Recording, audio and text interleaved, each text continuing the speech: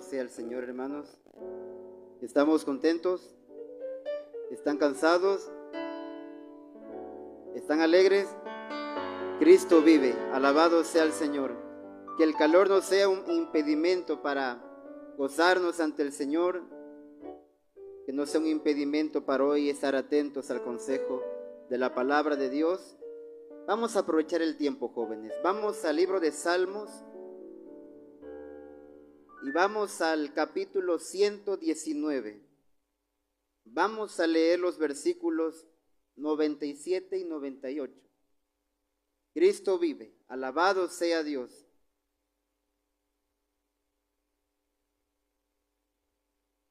Salmo 119, versículos 97 y 98. ¿Tienen la cita, jóvenes? Amén. Vamos a leerlo juntos. Dice la palabra del Señor. Oh, cuánto amo yo tu ley, todo el día es ella mi meditación. Me has hecho más sabio que mis enemigos con tus mandamientos, porque siempre están conmigo. Una vez más. Oh, cuánto amo yo tu ley, todo el día es ella mi meditación. Me has hecho más sabio que mis enemigos con tus mandamientos, porque siempre están conmigo. Vamos a orar en esta mañana.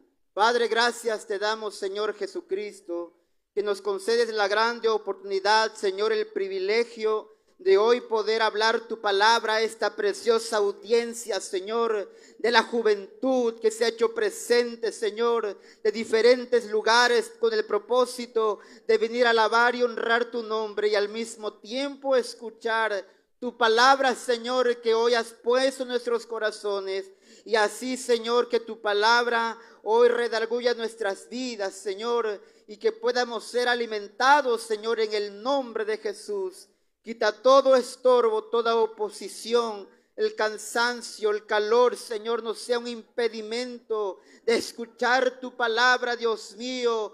Toma el control de esta juventud que está aquí presente, Señor, en el nombre maravilloso de tu Hijo amado Jesús de Nazaret.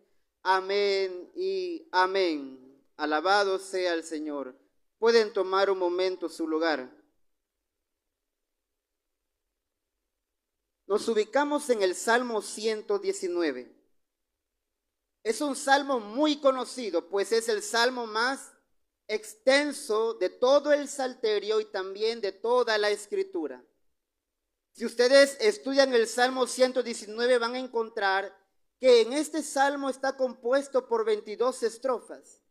En cada estrofa al inicio empieza con una letra del alfabeto hebreo y en cada una de ellas tiene un significado muy importante que tendríamos que escudriñar en cada una de ellas. Pero es en esta estrofa donde encontramos algo muy importante, donde el salmista expresa algunas cosas maravillosas que llaman la atención de los que estudian este salmo. Pues aquí el salmista está expresando su devoción por Dios. Y inclusive esta línea, si ustedes ponen allí atención, van a encontrar que está encerrado, oh cuánto amo yo tu ley, con signos de admiración. Esto enfatiza la importancia de esta línea cuando leemos, oh cuánto amo yo tu ley. Podría sonar algo muy simple, pero cuando nosotros leemos, oh cuánto amo yo tu ley, entonces cambia el sentido en la forma en que podríamos expresarlo o leerlo. Y el salmista expresa su amor por la ley de Dios. Ahora, en la siguiente línea, dice, todo el día es ella mi meditación. Lo que encontramos aquí es algo en tiempo presente.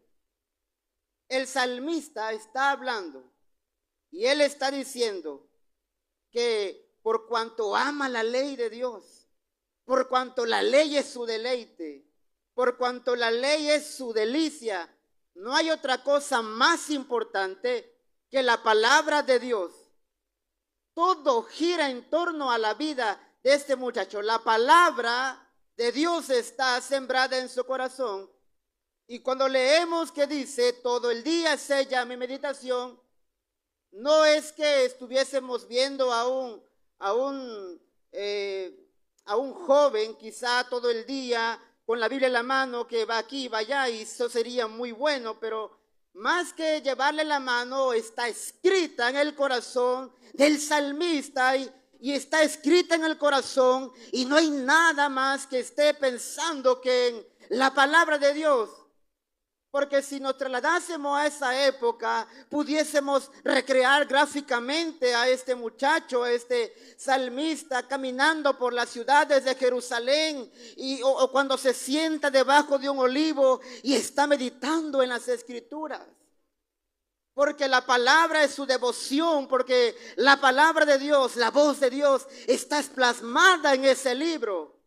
Y no hay otra cosa más en el que pueda deleitarse que en la palabra de Dios. Es su devoción la palabra. No hay nadie que pueda arrancársela. Ahora bien, si ustedes continúan leyendo los versículos, pareciera ser que en el versículo siguiente es como si el salmista, el autor, aunque algunos dicen que el autor de este salmo es David, sea David o no sea David, porque algunos difieren en cuanto a su autoría. Fuera él o no fuera él, lo importante aquí es lo que el salmista ha encontrado, el pasar tiempo con Dios, en entregar su vida completa a Dios, de tal forma que no hay otra cosa más importante que sea Dios. Y pareciera ser que aquí el escritor es como si hiciera una invitación a los que están escudriñando las Escrituras. Porque él dice, me has hecho más sabio que mis enemigos. Alabado sea el Señor. O sea, yo medito en la ley de Dios y camino aquí y voy por los campos de Jerusalén. Y ese tiempo que este joven ha invertido no ha sido en vano, porque el Señor lo ha hecho más sabio que sus enemigos. ¿Alaban el nombre del Señor? Se ha hecho más sabio, más inteligente, claro, porque lo que ha encontrado no es palabra de hombre, sino palabra de Dios, la que edifica el alma y el corazón de la juventud. No hay otra cosa más importante que nosotros, que la juventud medite en la ley de Dios. No hay cosa más deleitosa que el pasar tiempo con Dios, que entreguemos nuestra vida al Señor. No hay otra cosa mejor en el que nosotros podamos invertirle. Alabado sea el nombre del Señor Jesucristo. El salmista ha encontrado un resultado benéfico, un resultado muy favorable, y creo que todos queremos que esté a nuestro favor. Amén. ¿Queremos resultados?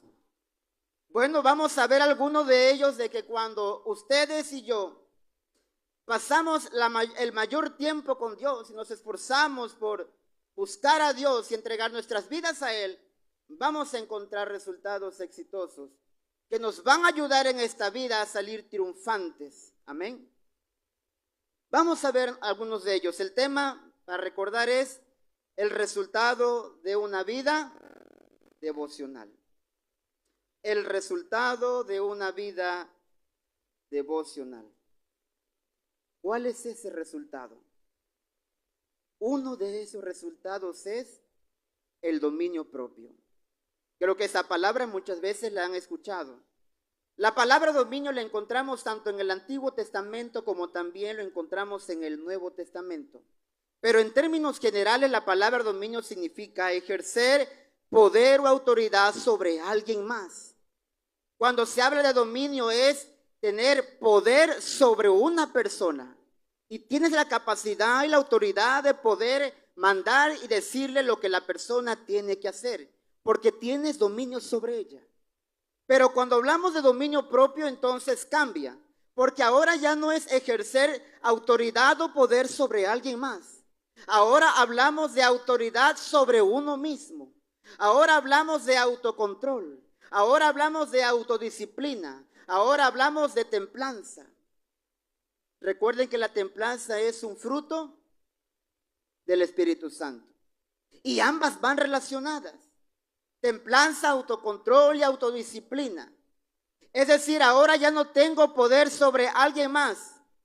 Lo que estamos aquí resaltando es que el dominio propio significa tener control sobre nosotros mismos, sobre nuestra propia carne, sobre nuestros propios placeres, sobre nuestros propios o propias emociones. A ver, ¿cuántos de nosotros luchamos a veces con nuestro coraje o cuando nos enojamos? ¿Qué pasa cuando la persona no tiene dominio y está enfurecida? La persona empieza a hablar palabras de tal forma que pudieran ser hirientes y lastimar con el que está discutiendo. Pero cuando la persona tiene dominio propio, por mucho que sienta enojo y por mucho que esté molesto, el dominio va a entrar y va a hacer que las palabras que están a punto de salir de tus labios se detengan y no salgan. ¿Por qué? Porque está allí el dominio propio.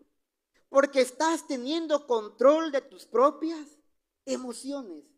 No le estás dando la libertad de que tu carne tome el control de ti mismo, sino que tú estás tomando el control por cuanto el Espíritu de Dios está contigo.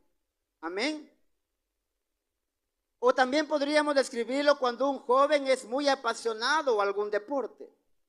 ¿Qué pasa cuando un joven es apasionado por el deporte? Podrá correr muchos minutos, muchas horas, y está la temperatura como ahorita, y está sudando, y está acalorado, y está emocionado, y quiere seguir corriendo, pero dice, tengo que descansar para volver a tomar fuerza.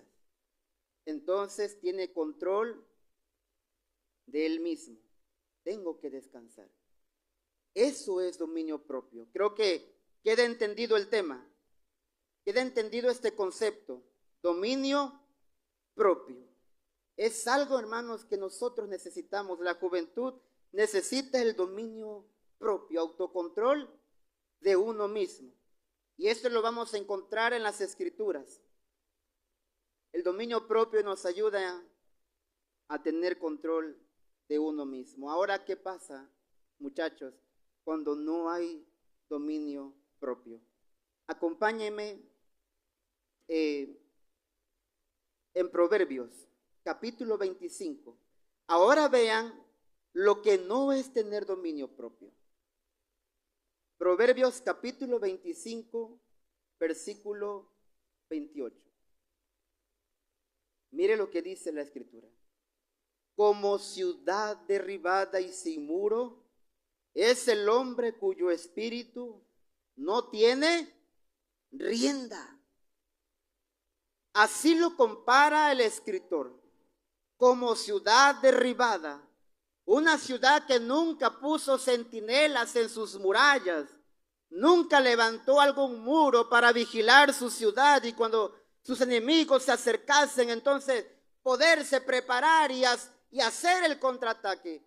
Pero aquí se compara el joven que no tiene dominio propio, aquel que ha descuidado su vida y que no le importa tener control de sí mismo, por más que él quisiera, dice, bueno, es que no puedo, me gana mis emociones, me gana mis placeres, y yo quisiera dejarlo, pero no puedo. Claro, porque no hay una relación con Dios. No esperes cosechar algo de Dios cuando tú no estás buscando a Dios. No esperes rechazar el alcohol, las drogas o lo que el mundo te está ofreciendo si no tienes una relación con Dios. Por lo tanto, no va a haber dominio propio. Pero cuando tú te acercas a Dios, entonces Dios te ayuda y te da la fuerza para poder vencer las tentaciones que vienen a ti. Porque esa es promesa. Dios siempre pone una salida a las tentaciones, para que usted y yo podamos huir de ese momento.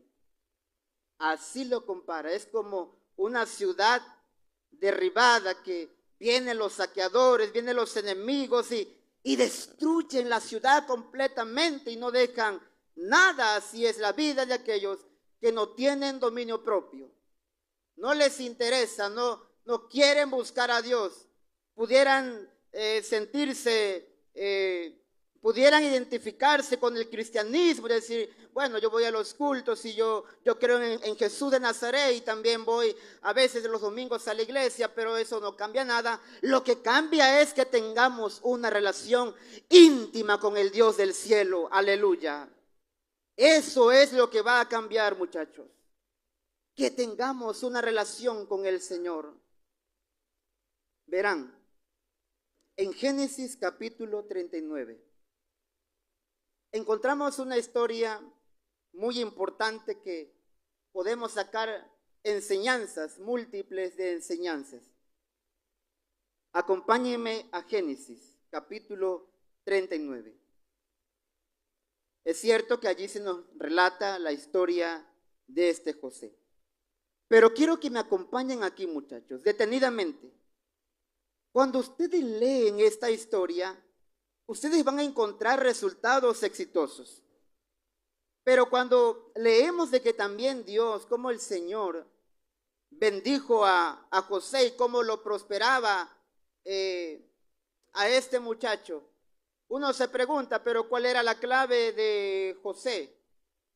Porque cuando leemos esta historia, textualmente no vamos a encontrar que diga que José era un joven que oraba. No vamos a encontrar que José quizás rendía algún sacrificio a Dios. Textualmente estoy aclarando, no está escrito.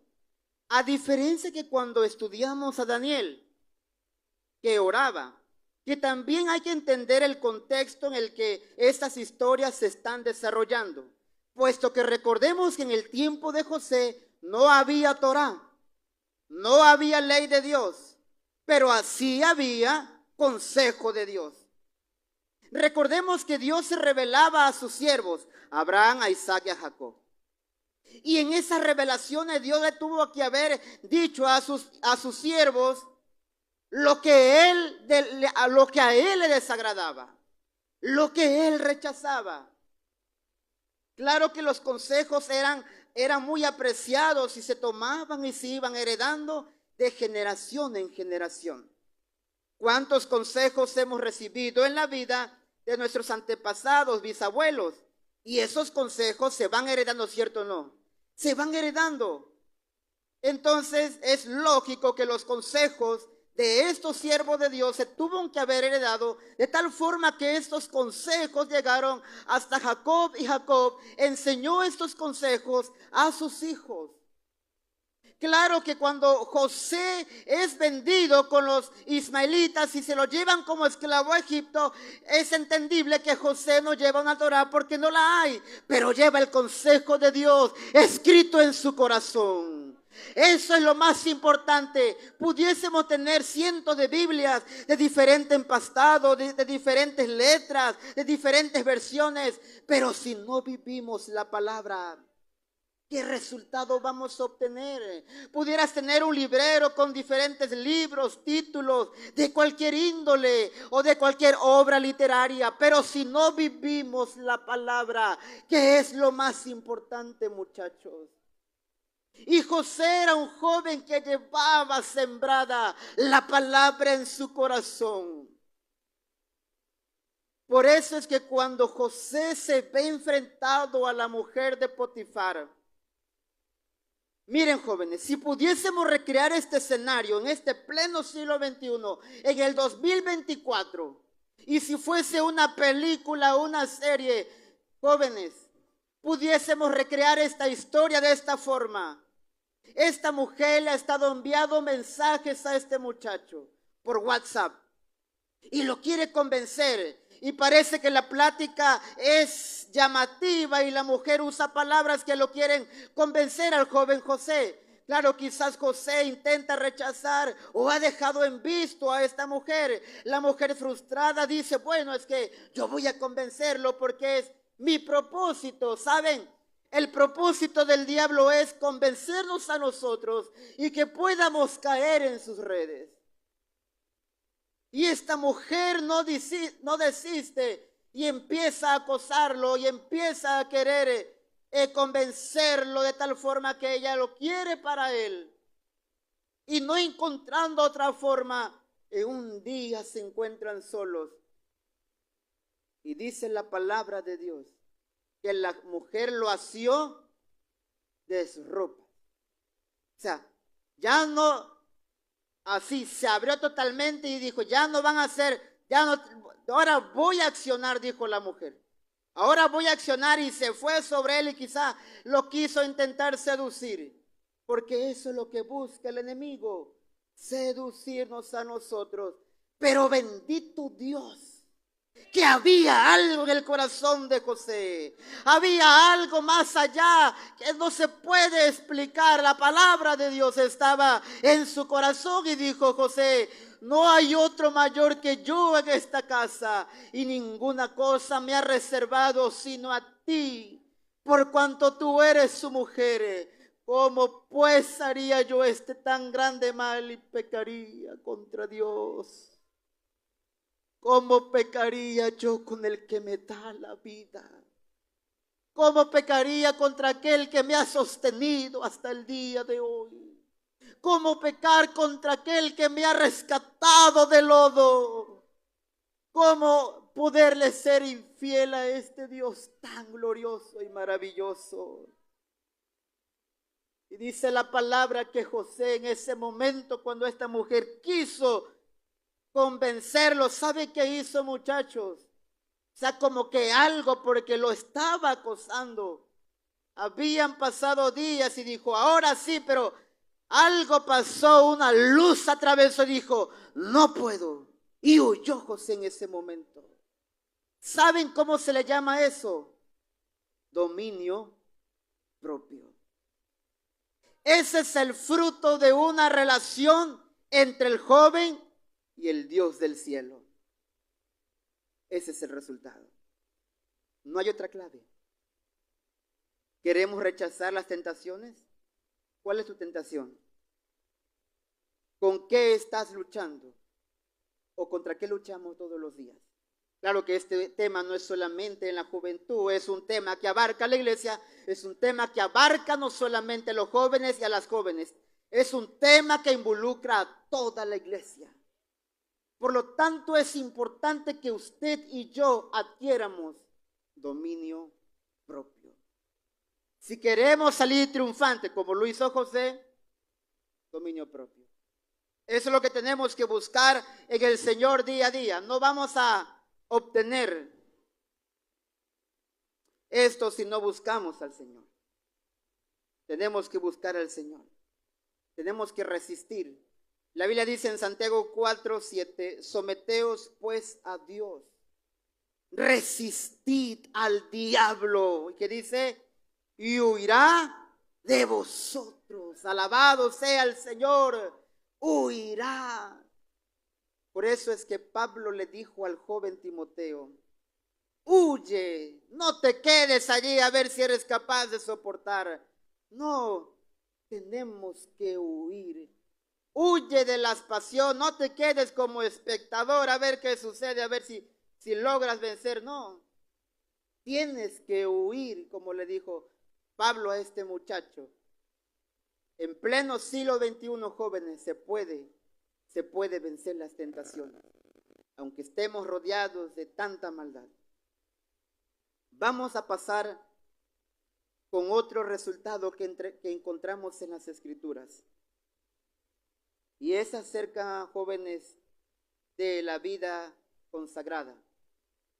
Si algo podemos tener como resultados, es una vida consagrada al Señor. Este punto es fundamental y esencial en nuestras vidas. Esto engloba muchas cosas. Porque la consagración, así es estar apartados para el Señor. Es dejar lo malo para nosotros, apartarnos a Dios y decir, porque hemos reconocido que Dios es santo, que Él es puro, que no hay mancha en ese Dios maravilloso, que no hay ni un solo error en Él, ni una sola pizca de inmundicia del mundo sobre su vestidura. Dios es santo. Él es santo. Y cuando uno reconoce la santidad y la hermosura de Dios, uno dice, bueno, Dios es santo, porque cuando estudiamos la palabra santo, su traducción dice apartado de. Es decir, Dios es apartado de lo malo. No hay nada malo en Dios. Y ahora, por cuanto hemos reconocido que Dios es un Dios apartado de lo malo, entonces ahora entendemos por qué Pedro dijo, sed santos porque yo también soy santo. Aleluya. Lo que está diciendo aquí el escritor es que debemos apartarnos de lo malo, porque si no nos apartamos de lo malo, nadie verá al Señor. Pero cuando nosotros nos acercamos a Dios y reforzamos nuestra vida devocional con el Señor, cuando venimos a Él y reconocemos que Él es santo, entonces el Señor nos consagra, el Señor nos limpia, el Señor nos santifica. Hay que recordar que la santificación es un proceso, es algo hasta en el que día hemos de llegar a ser semejante a Jesús de Nazaret. Porque aunque hemos aceptado a Cristo, aunque estamos bautizados y el Señor ha echado nuestros pecados a la profundidad de la mar, los ha borrado, hay que entender que nuestra carne sigue siendo pecaminosa. Seguimos pecando, seguimos fallando a Dios. Esta camisa manga larga no me hace santo. Nuestras ropas a que nos cubran todo no nos hace ser santo. Lo que nos hace ser santo es vivir lo que dice el Señor. Eso nos hace ser santos. Ahora, cuando vivimos la santidad en el corazón, en el interior, entonces viene el fruto, viene el cambio exterior en nuestras vidas. Lo maravilloso que es estar cerca de Dios es reconocer su santidad y decir, yo quiero ser apartado de lo malo como Dios también es apartado de lo malo. ¿Se puede ser santo en este pleno siglo XXI? Donde el mundo va en decadencia, donde la mayoría de la juventud tiende a pecar y tiende a convivir con el pecado. ¿Se puede, muchachos? Claro que se puede. ¿Cómo se puede? Estar cerca de Dios. Caminar de la mano de Cristo Jesús. No hay otra forma de que usted y yo podamos ser santos. El pecado nos quiere seguir seduciendo. Y muchas veces, muchachos, el pecado va a querer seducirlos. Los va a querer atrapar de tal forma que ustedes puedan deleitarse en el pecado de la maldad. Pero no vamos a caer en eso si nosotros permanecemos cerca del Señor. Es muy importante la santidad. Algunos podrían decir, bueno, entonces, ¿qué quiere que haga? Entonces, nos tapamos los ojos para no pecar contra nada. No es taparnos los ojos. No, porque tú vas en el transporte, la música que incita al pecado sexual, está la música en los transportes, vas a las plazas, ¿a dónde más vas? A un restaurante quizás. La imagen que proyectan no es sana, no es buena. Sí, no quiere, te puedes tapar los ojos, pero ya viste la imagen. Y nuestra vestidura se empolva por la maldad que hay en el mundo. ¿Sí? ¿Me están entendiendo? No podemos taparnos como tal los ojos, porque entonces caeríamos en lo que hacían los fariseos. ¿Saben qué hacían los fariseos? En la época de Jesús, las sectas de los fariseos se clasificaban de diferentes. Dentro de esa clasificación de los fariseos, había unos que se llamaban los fariseos Quizai. Los fariseos Quizai eran los fariseos de frente sangrienta. Eso significaba, fariseos de frente sangrienta. Los fariseos Quizai. Y se preguntarán, ¿pero qué es eso de fariseo Quizai? Resulta que los fariseos Quizai eran estas personas que se creían santas, Y cuando iban por la calle iban caminando rápidamente porque se encontraban con una dama, con una mujer, y para no pecar caminaban con la vista hacia el suelo. Y como no veía por dónde iba, chocaban con el muro, chocaban contra la pared y terminaban con la frente ensangrentada. Y ellos decían, somos santos, somos los más santos de Jerusalén. Y se creían santos ellos. No, uso manga larga, yo soy cristiano, mi corbata, cara, por cierto, mis zapatos, todos los lineamientos de un cristiano. Pero si no hay devoción en nosotros, solamente es una farsa, solamente es una imagen nada más. Pero ¿saben quién apareció para desnudar y revelar lo que había en los fariseos? ¿Quién apareció? Jesús de Nazaret. Miren lo que dice Mateo capítulo 5 versículo 27. Pareciera ser que el Señor Jesucristo se presenta ante los fariseos para descubrir y poner lo que hay en sus corazones. Mateo 5, 27. Oísteis que fue dicho, no cometerás adulterio. Pero yo os digo que cualquiera que mira a una mujer para codiciarla, ya adulteró ella en su corazón. ¿Se dan cuenta? Los fariseos creían que tan solamente por taparse sus ojos y ensangrentarse la frente ya eran santos. Era todo lo contrario. Estaban sucios delante del Señor. Cuando reconocemos que Dios es santo, reconocemos lo sucio que muchas veces estamos. Entonces entendemos, Señor, todo este tiempo te he fallado. Y le fallamos a Dios. Y le seguimos fallando. Le seguimos fallando al Dios del cielo. Pero ¿saben la diferencia? Que tenemos a Jesús de Nazaret, quien aboga por nosotros. Ahora cuando venimos a Cristo Jesús y reconocemos nuestra falla, nuestra falta, es como si el Señor viniese y nos lavase. ¿Qué es lo que limpia nuestros pecados? La sangre de Jesucristo. Dice el escritor de Hebreos, si la sangre de los machos cabríos limpia los utensilios en la casa de Jehová, cuánto más la sangre de Jesús de Nazaret, que puede borrar nuestros pecados. Cuando venimos ante el Señor y nos presentamos ante Él, Él nos lava, limpia nuestras vestiduras. A ver, muchachos, la mayoría de que están aquí son jóvenes. La mayoría tenemos un teléfono celular. Amén, ¿sí? ¿Alguien tiene alguna computadora?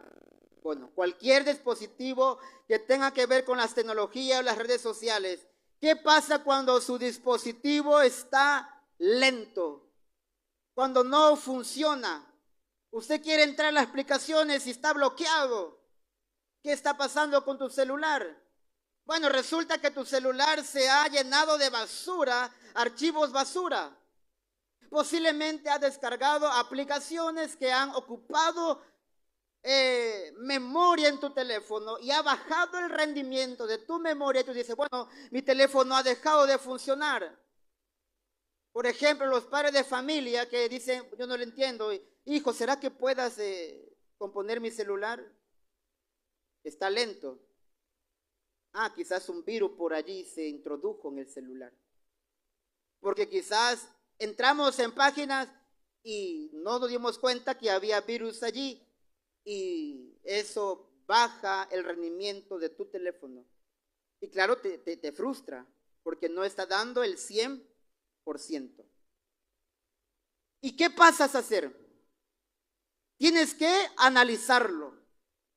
Lo empiezas a revisar y te das cuenta que efectivamente hay mucha basura en ese teléfono. Por lo tanto, ¿qué requiere? Una limpieza. Requiere una limpieza muy, muy buena. ¿Y qué pasa cuando lo limpias? Entonces, rinde lo que tenía que rendir. ¿Qué pasa cuando nosotros dejamos de venir al Señor? ¿Qué pasa cuando no oramos, por ejemplo? no buscamos al Señor, como que toda esa basura empieza a almacenarse. No digeremos el pan de Dios, que es la palabra. El joven ya no viene a los cultos.